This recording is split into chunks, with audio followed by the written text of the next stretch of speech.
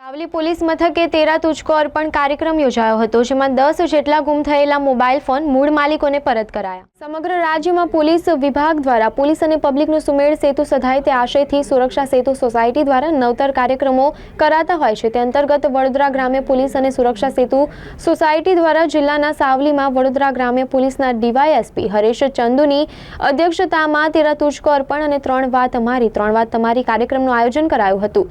જે અંતર્ગત સાવલી પોલીસના સિનિયર પીએસઆઈ અનિરુદ્ધ કામડિયાએ પબ્લિક પાસે 3 સહકારની અપેક્ષા દર્શાવી હતી, જ્યારે પબ્લિકને પોલીસ પાસે કઈ 3 અપેક્ષા છે જેના સૂચન માંગ્યા હતા. તેરા તુજકો અર્પણ કાર્યક્રમ અંતર્ગત ચોરાયેલી બાઇક અને ગુમ થયેલ 10 મોબાઈલ ફોન ડિટેક્ટ કરી મૂળ માલિકને પરત સોંપાયા હતા.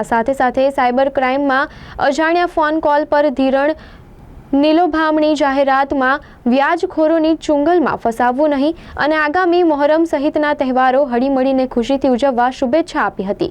સાવલી પોલીસ મથકના સેકન્ડ પીએસઆઈએ આભાર વ્યક્ત કર્યો હતો. આજરોજ સાવલી પોલીસ સ્ટેશન દ્વારા આયોજિત તેરા તુજકો અર્પણ, 3 વાત અમારી, વ્યાજખોર નાબૂદી, શાંતિ સમિતિ તથા નવા કાયદાઓનું જે માહિતી છે, આ કુલ મુદ્દાઓ અન્વયે સાવલી પોલીસ સ્ટેશન દ્વારા આજરોજ એક કાર્યક્રમ યોજવામાં આવ્યો હતો, જેમાં સાવલી નગર તથા આજુબાજુના ગામના ઘણા બધા લોકો ઉપસ્થિત રહ્યા હતા.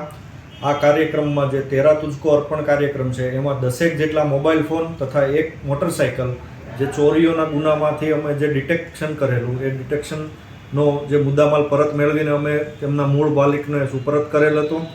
3 વાત અમારી કાર્યક્રમના અંતર્ગત અમારી જે લોકો પાસેથી જે એક્સપેક્ટેશન છે, જે અમુક વસ્તુમાં અમારે લોકોનો સાથ સહકાર જોઈએ છે, એ બાબતે અમે એમને રજૂઆત કરેલી તથા લોકો દ્વારા અમારી પાસેથી જે એમને જે સુપરત જે હાલમાં મુદ્દાઓ છે, એ મુદ્દાઓની અમને ચર્ચા કરી હતી અને અમે એમને એ મુદ્દાઓ ઉપર કામ કરી બતાવવાનું પણ આહવાન આપેલ. ત્રીજો જે મુદ્દો છે, એમાં વ્યાજખોર નાબૂદી, એમાં જે ઇલીગલ રીતે જે મની લેન્ડિંગ કરવામાં આવે છે, એ મની લેન્ડિંગ ઇલીગલ રીતે ન થાય અને સરકારશ્રીની વિવિધ યોજનાઓ અંતર્ગત જે માનનીય બેન્કો છે, એ બેન્કો પાસેથી એમને કઈ રીતે માહિતી મળે, કઈ રીતે એમને લોન મળે, કઈ રીતે ખૂબ જ નજીવા વ્યાજના દરે પૈસા મળે, એ બાબતે પણ માહિતી આપવામાં આવેલા. આગામી જે રથયાત્રા અને મોહરમના તહેવાર આવનાર છે, તો એના માટે પણ શાંતિ સમિતિની મિટિંગ લેવામાં આવેલી. એમાં પણ લોકોને અનુરોધ કરવામાં આવ્યો કે બંને કાર્યક્રમો દરમિયાન એકબીજા સૌ હેતમેતથી મળીને આ કાર્યક્રમની ઉજવણી કરવામાં આવે તથા આગામી જે 1 જુલાઈથી જે નવા કાયદાઓ છે, એનું જે ઇન્ટ્રોડક્શન થવાનું છે, તો આ નવા કાયદાઓને વિશે જેમની જે બેઝિક માહિતી હતી તે પણ આપવા.